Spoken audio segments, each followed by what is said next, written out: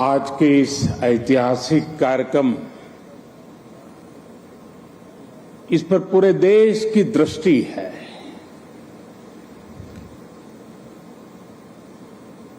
सभी देशवासी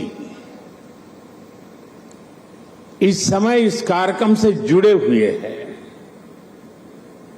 मैं इस ऐतिहासिक क्षण के साक्षी बन रहे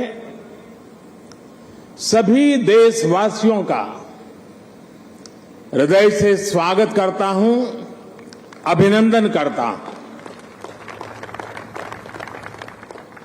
इस ऐतिहासिक क्षण में मेरे साथ मंत्रिमंडल के मेरे साथी श्री हरदीप पुरी जी, किशन रेड्डी जी, अर्जुन राम मेघवाल जी, मीनाक्षी लेखी जी, कौशल किशोर जी आज मेरे साथ मंच पर उपस्थित हैं। देश के अनेक गणमान्य अतिथिगण वे भी आज यहां उपस्थित हैं। साथियों, आजादी के अमृत महोत्सव में देश को आज एक नई प्रेरणा मिली है, नई ऊर्जा मिली है। आज हम गुजरे हुए कल को छोड़कर आने वाले कल की तस्वीर में नए रंग भर रहे हैं। आज जो हर तरफ ये नई आभा दिख रही है, वो नए भारत के आत्मविश्वास की आभा है। गुलामी का प्रतीक किंग्स वे यानी राजपथ आज से इतिहास की बात हो गया है, हमेशा के लिए मिट गया है। आज कर्तव्य पथ के रूप में नए इतिहास का सृजन हुआ है। मैं सभी देशवासियों को आजादी के इस अमृत काल में गुलामी की एक और पहचान से मुक्ति के लिए बहुत बहुत बधाई देता हूं। साथियों, आज इंडिया गेट के समीप हमारे राष्ट्र नायक नेताजी सुभाष चंद्र बोस की विशाल प्रतिमा भी, मूर्ति भी स्थापित हुई है। गुलामी के समय यहां ब्रिटिश राज सत्ता के प्रतिनिधि की प्रतिमा लगी हुई थी।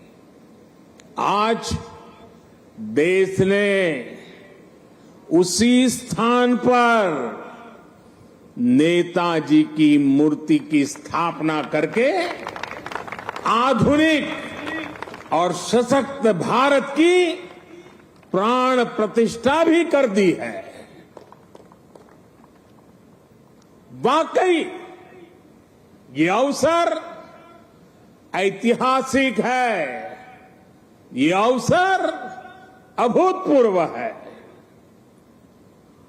हम सभी का सौभाग्य है कि हम आज का ये दिन देख रहे हैं, इसके साक्षी बन रहे हैं।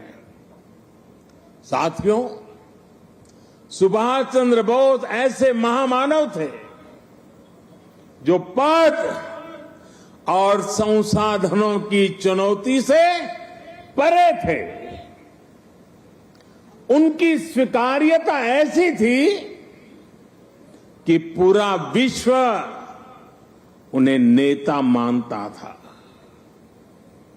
उनमें साहस था, स्वाभिमान था, उनके पास विचार थे, विजन था, उनके नेतृत्व की क्षमता थी, नीतियां थी।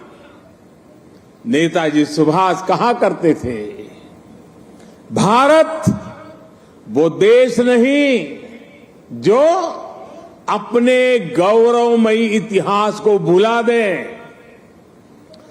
भारत का गौरवमयी इतिहास हर भारतीय के खून में है, उसकी परंपराओं में है। नेताजी सुभाष भारत की विरासत पर गर्व करते थे और भारत को जल्द से जल्द आधुनिक भी बनाना चाहते थे।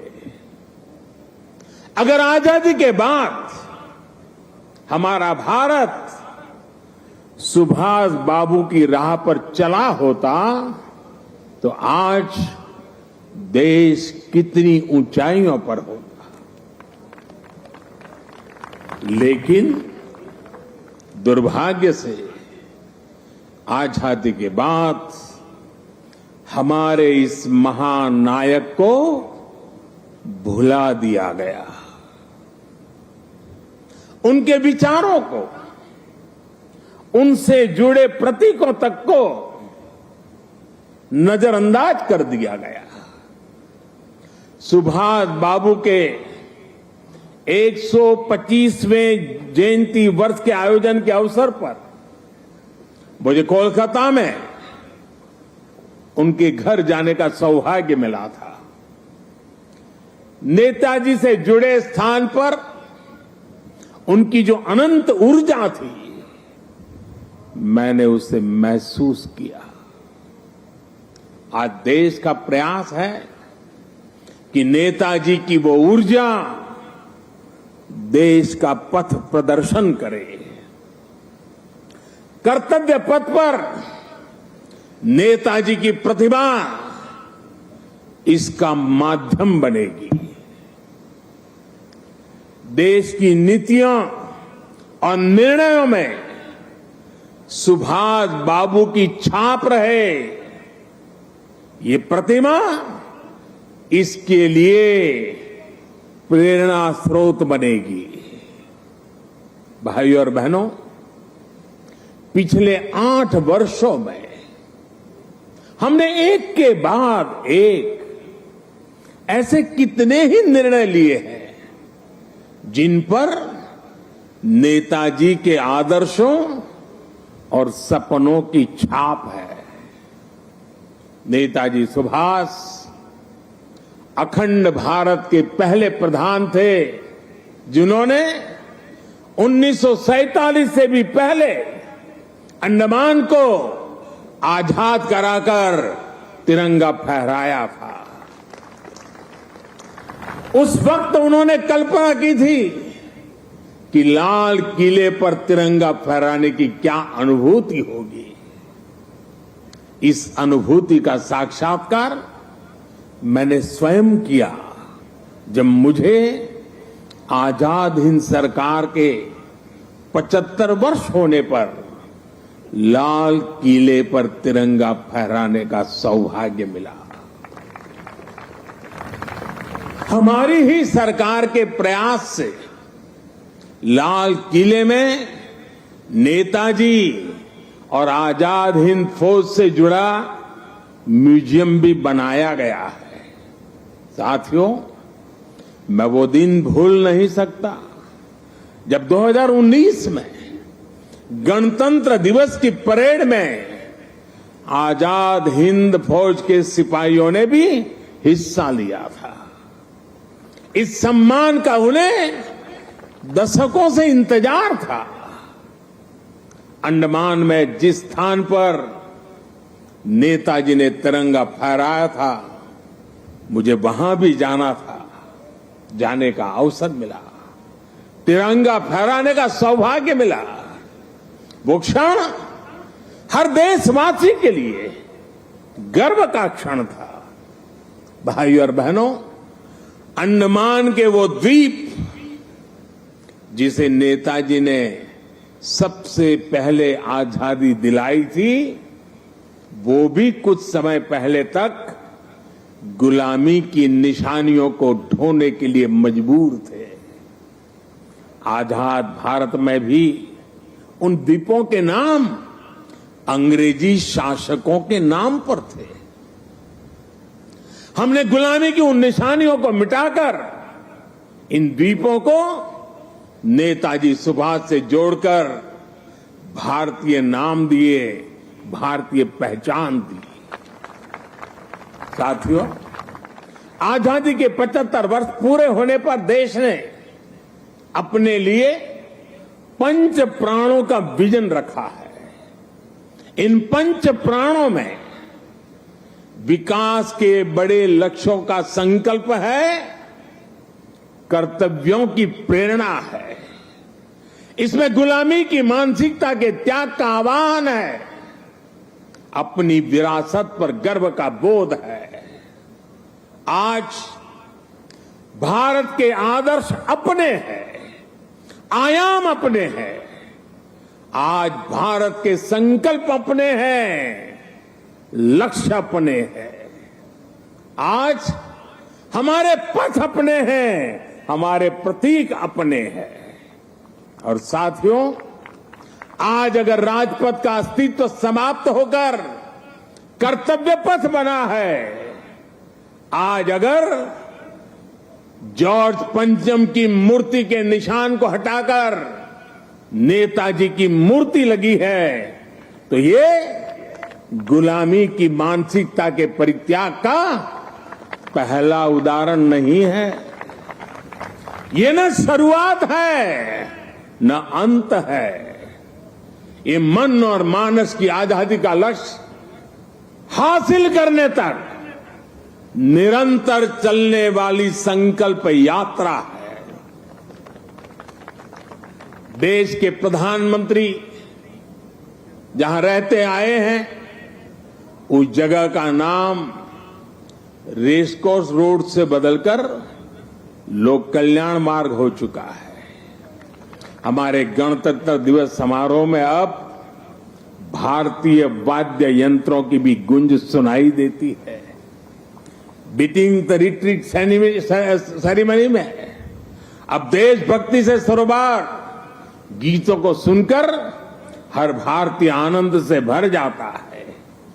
अभी हाल ही में भारतीय नौसेना ने भी गुलामी के निशान को उतारकर छत्रपति शिवाजी महाराज के प्रतीक को धारण कर लिया है। नेशनल वॉर मेमोरियल बनाकर देश ने समस्त देशवासियों की बरसों पुरानी इच्छा को भी पूरा किया है। साथियों, ये बदलाव केवल प्रतीकों तक ही सीमित नहीं है। ये बदलाव देश की नीतियों का भी हिस्सा बन चुका है। आज देश अंग्रेजों के जमाने से चले आ रहे सैकड़ों कानूनों को बदल चुका है। भारतीय बजट जो इतने दशकों से ब्रिटिश संसद के समय का अनुसरण कर रहा था, उसका समय और तारीख भी बदल गई है। राष्ट्रीय शिक्षा नीति के जरिए अब विदेशी भाषा की मजबूरी से भी देश के युवाओं को आजाद किया जा रहा है। यानी आज देश का विचार और देश का व्यवहार दोनों गुलामी की मानसिकता से मुक्त हो रहे हैं। ये मुक्ति हमें विकसित भारत के लक्ष्य तक लेकर के जाएगी। साथियों, महाकवि भरतियार ने भारत की महानता को लेकर तमिल भाषा में बहुत ही सुंदर कविता लिखी थी। इस कविता का शीर्षक है पारुकुलई नल्ल नाइंगल भारत नाड़। महाकवि भरतियार की ये कविता हर भारतीय को गर्व से भर देने वाली है। उनकी कविता का अर्थ है, हमारा देश भारत पूरे विश्व में सबसे महान है। ज्ञान में, अध्यात्म में, गरिमा में, अन्नदान में, संगीत में, शाश्वत कविताओं में हमारा देश भारत पूरे विश्व में सबसे महान है। वीरता में, सेनाओं के शौर्य में, करुणा में, दूसरों की सेवा में, जीवन के सत्य को खोजने में, वैज्ञानिक अनुसंधान में हमारा देश भारत पूरे विश्व में सबसे महान है। ये तमिल कवि भरतियार का, उनकी कविता का एक एक शब्द, एक एक भाव को अनुभव कीजिए। साथियों, गुलामी के उस कालखंड में ये पूरे विश्व को भारत की हुंकार थी। ये हमारे स्वतंत्र सेनानियों का आह्वान था। जिस भारत का वर्णन भरतियार ने अपनी कविता में किया है, हमें उस सर्वश्रेष्ठ भारत का निर्माण करके ही रहना है। और इसका रास्ता इस कर्तव्य पथ से ही जाता है। साथियों, कर्तव्य पथ केवल ईंट पत्थरों का रास्ता भर नहीं है। ये भारत के लोकतांत्रिक अतीत और सर्वकालिक आदर्शों का जीवंत मार्ग है। यहां जब देश के लोग आएंगे, वो नेताजी की प्रतिमा, नेशनल वॉर मेमोरियल, ये सब उन्हें कितनी बड़ी प्रेरणा देंगे। उन्हें कर्तव्य बोध से ओतप्रोत करेंगे। इसी स्थान पर देश की सरकार काम कर रही है। आप कल्पना करिए, देश ने जिन्हें जनता की सेवा का दायित्व सौंपा हो, उन्हें राजपथ जनता का सेवक होने का एहसास कैसे कराता। अगर पथ ही राजपथ हो तो यात्रा लोकमुखी कैसे होगी। राजपथ ब्रिटिश राज के लिए था, जिनके लिए भारत के लोग गुलाम थे। राजपथ की भावना भी गुलामी का प्रतीक थी, उसकी संरचना भी गुलामी का प्रतीक थी। आज इसका आर्किटेक्चर भी बदला है और उसकी आत्मा भी बदली है। अब देश के सांसद, मंत्री, अधिकारी जब इस पथ से गुजरेंगे तो उन्हें कर्तव्य पथ से देश के प्रति कर्तव्यों का बोध होगा। उसके लिए नई ऊर्जा मिलेगी, प्रेरणा मिलेगी। नेशनल वॉर मेमोरियल से लेकर कर्तव्य पथ से होते हुए राष्ट्रपति भवन का ये पूरा क्षेत्र, उनमें नेशन फर्स्ट, राष्ट्र ही प्रथम, इस भावना का प्रवाह प्रतिपल संचारित होगा। साथियों, आज के इस अवसर पर मैं अपने उन श्रमिक साथियों का विशेष आभार व्यक्त करना चाहता हूं, जिन्होंने कर्तव्य पथ को केवल बनाया ही नहीं है, बल्कि अपने श्रम की पराकाष्ठा से देश को कर्तव्य पथ दिखाया भी है। मुझे अभी उन श्रमजीवियों से मुलाकात का भी अवसर मिला। उनसे बात करते समय मैं महसूस कर रहा था कि देश के गरीब, मजदूर और सामान्य मानवी के भीतर भारत का कितना भव्य सपना बसा हुआ है। अपना पसीना बहाते समय वो उसी सपने को सजीव कर देते हैं। और आज जब मैं इस अवसर पर मैं उन हर गरीब मजदूर को भी देश की तरफ से धन्यवाद करता हूं, उनका अभिनंदन करता हूं, जो देश के अभूतपूर्व विकास को ये हमारे श्रमिक भाई गति दे रहे हैं। और जब मैं आज इन श्रमिक भाई बहनों से मिला तो मैंने उनसे कहा है कि इस बार 26 जनवरी को जिन्होंने यहां पर काम किया है, जो श्रमिक भाई है, वो परिवार के साथ मेरे विशेष अतिथि रहेंगे 26 जनवरी के कार्यक्रम।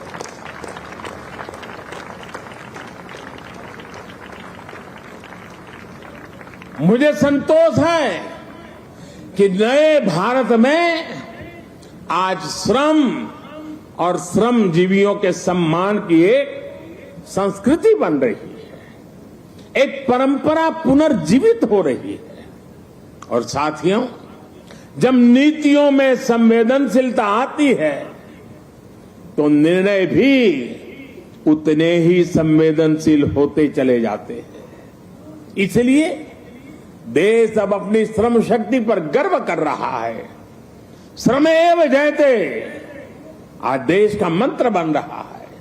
इसलिए जब बनारस में, काशी में विश्वनाथ धाम के लोकार्पण का अलौकिक अवसर होता है तो श्रमजीवियों के सम्मान में भी पुष्प वर्षा होती है। जब प्रयागराज कुंभ का पवित्र पर्व होता है तो श्रमिक स्वच्छता कर्मियों का आभार व्यक्त किया जाता है।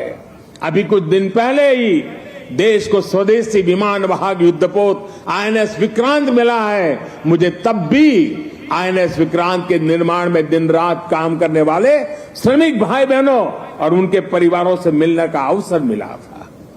मैंने उनसे मिलकर उनका आभार व्यक्त किया। श्रम के सम्मान की परंपरा देश के संस्कारों का अमिट हिस्सा बन रही है। आपको जानकर अच्छा लगेगा कि नई संसद के निर्माण के बाद उसमें काम करने वाले श्रमिकों को भी एक विशेष गैलरी में स्थान दिया जाएगा।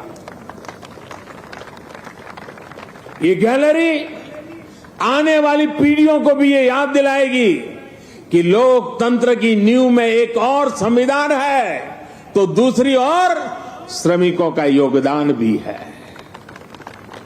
यही प्रेरणा हर एक देशवासी को एक कर्तव्य पथ भी देगा। यही प्रेरणा श्रम से सफलता का मार्ग प्रशस्त करेगी। साथियों, हमारे व्यवहार में, हमारे संसाधनों में, हमारे साधनों में, हमारे इंफ्रास्ट्रक्चर में आधुनिकता का इस अमृतकाल का प्रमुख लक्ष्य है। और साथियों, जब हम इंफ्रास्ट्रक्चर की बात करते हैं तो अधिकतर लोगों के मन में पहली तस्वीर सड़कों या फ्लाईओवर की हो जाती है। लेकिन आधुनिक होते भारत में इंफ्रास्ट्रक्चर का विस्तार उससे भी बहुत बड़ा है, उसके बहुत पहलू है। आज Bharat social infrastructure, transport infrastructure, digital infrastructure के साथ ही कल्चरल इंफ्रास्ट्रक्चर पर भी उतनी ही तेजी से काम कर रहा है। मैं आपको सोशल इंफ्रास्ट्रक्चर का उदाहरण देता हूं। आज देश में एम्स की संख्या पहले के मुकाबले 3 गुना हो चुकी है। मेडिकल कॉलेजों की संख्या में भी 50% की वृद्धि हुई है। ये दिखाता है कि भारत आज अपने नागरिकों के स्वास्थ्य को बेहतर बनाने के लिए, उन्हें मेडिकल की आधुनिक सुविधाएं पहुंचाने के लिए किस तरह काम कर रहा है। आज देश में नई आईआईटी, ट्रिपल आईटी, वैज्ञानिक संस्थाओं का आधुनिक नेटवर्क लगातार विस्तार किया जा रहा है, तैयार किया जा रहा है। बीते 3 वर्षों में 6.5 करोड़ से ज्यादा ग्रामीण घरों को पाइप से पानी की सप्लाई सुनिश्चित की गई है। आज देश के हर जिले में 75 अमृत सरोवर बनाने का महाअभियान भी चल रहा है। भारत का ये सोशल इंफ्रास्ट्रक्चर सामाजिक न्याय को और समृद्ध कर रहा है। साथियों, ट्रांसपोर्ट इंफ्रास्ट्रक्चर के विकास पर आज भारत जितना काम कर रहा है उतना पहले कभी नहीं हुआ। आज एक तरफ देश भर में ग्रामीण सड़कों का निर्माण हो रहा है तो वहीं रिकॉर्ड संख्या में आधुनिक एक्सप्रेसवे बनाए जा रहे हैं। आज देश में तेजी से रेलवे का इलेक्ट्रिफिकेशन हो रहा है तो उतने ही तेजी से अलग अलग शहरों में मेट्रो का भी विस्तार हो रहा है। आज देश में अनेकों नए एयरपोर्ट बनाए जा रहे हैं, तो वाटरवे की संख्या में भी अभूतपूर्व वृद्धि की जा रही है। डिजिटल इंफ्रास्ट्रक्चर के निर्माण में तो भारत आज पूरे विश्व के अग्रणी देशों में अपनी जगह बना चुका है। 1.5 लाख से ज्यादा पंचायतों तक ऑप्टिकल फाइबर पहुंचाना हो, डिजिटल पेमेंट के नए रिकॉर्ड हो, भारत की डिजिटल प्रगति की चर्चा पूरी दुनिया में हो रही है। भाई और बहनों, इंफ्रास्ट्रक्चर के इन कार्यों के बीच भारत में कल्चरल इंफ्रास्ट्रक्चर पर जो काम किया गया है, उसकी उतनी चर्चा नहीं हो पाई है। प्रसाद स्कीम के तहत देश के अनेकों तीर्थ स्थलों का पुनरुद्धार किया जा रहा है। काशी, केदारनाथ, सोमनाथ से लेकर करतारपुर साहिब कॉरिडोर तक के लिए जो कार्य हुआ है वो अभूतपूर्व है। और साथियों, जब हम कल्चरल इंफ्रास्ट्रक्चर की बात करते हैं तो उसका मतलब सिर्फ आस्था की जगहों से जुड़ा इंफ्रास्ट्रक्चर ही नहीं है। इंफ्रास्ट्रक्चर जो हमारे इतिहास से जुड़ा हुआ हो, जो हमारे राष्ट्र नायक और राष्ट्र नायिकाओं से जुड़ा हुआ हो, जो हमारी विरासत से जुड़ा हो, उसका भी उतना ही तत्परता से निर्माण किया जा रहा है। सरदार पटेल की स्टैच्यू ऑफ यूनिटी हो या फिर आदिवासी स्वतंत्रता सेनानियों को समर्पित म्यूजियम, पीएम म्यूजियम हो या फिर बाबा Saheb Ambedkar memorial, national war memorial हो या फिर नेशनल पुलिस मेमोरियल, ये कल्चरल इंफ्रास्ट्रक्चर के उदाहरण है। ये परिभाषित करते हैं कि एक राष्ट्र के तौर पर हमारी संस्कृति क्या है, हमारे मूल्य क्या है और कैसे हम इन्हें सहज रहे हैं। एक आकांक्षी Bharat social infrastructure, transport infrastructure, digital infrastructure के साथ ही कल्चरल इंफ्रास्ट्रक्चर को गति देते हुए तेज प्रगति कर सकता है। मुझे खुशी है कि आज कर्तव्य पथ के रूप में देश को कल्चरल इंफ्रास्ट्रक्चर का एक और बेहतरीन उदाहरण मिल रहा है। आर्किटेक्चर से लेकर के आदर्शों तक आपको यहां भारतीय संस्कृति के दर्शन भी होंगे और बहुत कुछ सीखने को भी मिलेगा। मैं देश के हर नागरिक का आह्वान करता हूं, आप सभी को आमंत्रण देता हूं, आइए इस नवनिर्मित कर्तव्य पथ को आकर देखिए। इस निर्माण में आपको भविष्य का भारत नजर आएगा। यहां की ऊर्जा आपको हमारे विराट राष्ट्र के लिए एक नया विजन देगी, एक नया विश्वास देगी। और कल से लेकर के अगले 3 दिन यानी शुक्र, शनि और रवि 3 दिन यहां पर नेताजी सुभाष बाबू के जीवन पर आधारित शाम के समय ड्रोन शो भी आयोजन होने वाला है। आप यहां आइए, अपने और अपने परिवार की तस्वीरें खींचिए, सेल्फी लीजिए। इन्हें आप हैशटैग कर्तव्य पथ से सोशल मीडिया पर भी जरूर अपलोड करें। मुझे पता है ये पूरा क्षेत्र दिल्ली के लोगों की धड़कन है। यहां शाम को बड़ी संख्या में लोग अपने परिवार के साथ आते हैं, समय बिताते हैं। कर्तव्य पथ की प्लानिंग, डिजाइनिंग और लाइटिंग इसे ध्यान में रखते हुए भी की गई है। मुझे विश्वास है कर्तव्य पथ की ये प्रेरणा देश में कर्तव्य बोध का जो प्रवाह पैदा करेगी, ये प्रवाह ही हमें नए और विकसित भारत के संकल्प की सिद्धि तक लेकर जाएगा। इसी विश्वास के साथ आप सभी का एक बार फिर बहुत बहुत धन्यवाद करता हूं। मेरे साथ बोलेंगे, मैं कहूंगा नेताजी, आप बोलिए अमर रहे, अमर रहे। नेताजी,